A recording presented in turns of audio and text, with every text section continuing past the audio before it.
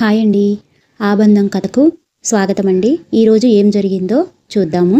ఆటోలో నుంచి పడిపోయినటువంటి లలితకి చిన్న చిన్న గాయాలైతే వాటితోటి ఇంటికి వెళ్ళడం కొంచెం ఇబ్బందిగా అనిపించి ఇందిర పిలిచేసరికి ఇందిరాతోటి తన ఇంటికి వెళ్తుంది.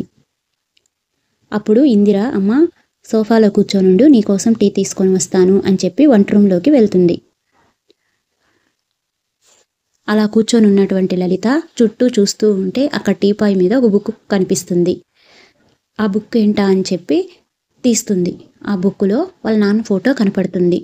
ఇంకా కూడా ఆ బుక్లో చాలా పేజీల్లో వాళ్ళ నాన్న గురించి రాసి ఉంటుంది. ఇదేంటి అని అనుకుంటుంది. ఈ లోపల టీ తీసుకొచ్చినటువంటి ఇందిరాని, ఆంటీ ఇదేంటండి అని అడుగుతుంది. దానికి, అయ్యో బుక్ ఇక్కడే పెట్టి మర్చిపోయానా, చూసుకోలేదమ్మా అని చెప్పి అంటుంది. అది కాదండి, మీరు నాకు నిజం చెప్పండి అని అంటుంది లలిత. ఏం లేదమ్మా, ఒకప్పుడు మీ నాన్నని నాకిచ్చి పెళ్లి చేయాలని మా అన్నయ్య మా నాన్న అనుకున్నారు. కానీ అనుకోని పరిస్థితుల వల్ల మీ అమ్మని పెళ్లి చేసుకున్నాడు. మా పెళ్లి కాలేదు.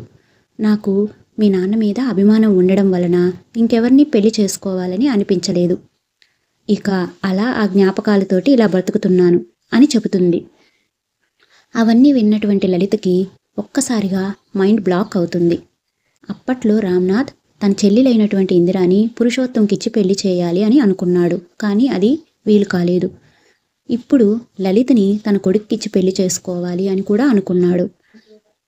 పెళ్లి చేస్తానని మాట ఇచ్చినటువంటి పురుషోత్తం వాళ్ళ కొడుక్కిచ్చి పెళ్లి చేయకుండా వేరే వాళ్ళకిచ్చి పెళ్లి చేశాడని రామ్నాథం కక్ష కట్టి ఉంటాడు. ఆ కక్షతోటే రామ్నాథ్, ఇందిర ఇద్దరూ కలిసి లలిత వెళ్ళేటటువంటి ఆటోని టిప్పర్తో గుద్దించేస్తారు. రామ్నాథ్కి ఇందిరికి ఎప్పటినుంచో పరశురామ్ ఫ్యామిలీ మీద కక్ష ఉండేది. దెబ్బ తీయాలి అని అనుకునేవాళ్ళు. సరైన సమయం కోసం ఎదురు చూసేటటువంటి వాళ్ళు. లలితని పెళ్లి చేసుకొని కోడలుగా ఇంటికి తీసుకువచ్చి నానా రకాల ఇబ్బందులు పెట్టి పరశురామ్కి నిద్ర లేకుండా చేయాలి అనేదే వాళ్ళ ప్లాను. కానీ అది జరగలేదు. తన కొడుకు పెళ్లి జరగలేదని రామ్నాథ్కి ఎక్కడలేనటువంటి పగ పెంచుకున్నాడు పరశురామ్ మీద. అది రోజు రోజుకి ఎక్కువ కాసాగింది. దానిలో భాగంగానే ఎప్పటికప్పుడు పరశురామ్ ఇంటి వ్యవహారాలన్నీ కూడా తెలుసుకుంటూ ఉండేవాడు రామ్నాథ్. కానీ ఈ విషయాలేవి కూడా పరశురామ్ వాళ్ళకి తెలియదు. ఇప్పుడు పరశురామ్ వాళ్ళ ఇంట్లో ఉన్న గొడవల్ని ఆధారంగా చేసుకొని ఆ కుటుంబాన్ని ఇంకా ఇంకా అధోగతి పాలు చేయాలి అనేదే రామ్నాథ్, ఇందిర ఇద్దరి యొక్క ప్లాను. ఆ కుట్రలో భాగంగానే లలితని వాళ్ళ అత్తగారింటికి వెళ్తూ ఉంటే ఆ ఆటోని గుద్దించేశారు. కానీ దేవుడి దయ వల్ల లలితకి ఏమీ జరగలేదు. చిన్న చిన్న గాయాలతోనే బయటపడింది.